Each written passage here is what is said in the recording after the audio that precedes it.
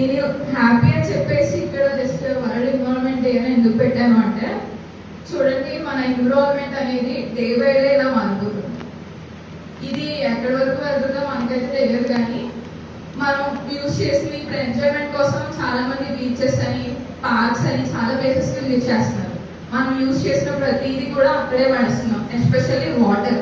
నేను వాటర్ గురించి చెప్పాలనుకుంటున్నాను. వాటర్ వచ్చేసి మనం డే లైఫ్ లో వాటర్ లేని మనం అసలు ఉండలేము.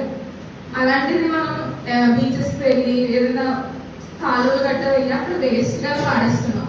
మనమే అలా చేస్తున్నాం. నెక్స్ట్ యానిమల్స్ అక్కడే క్లీన్ చేస్తున్నారు. లైక్ ఆవులు అక్కడే స్నానం చేపిస్తారు.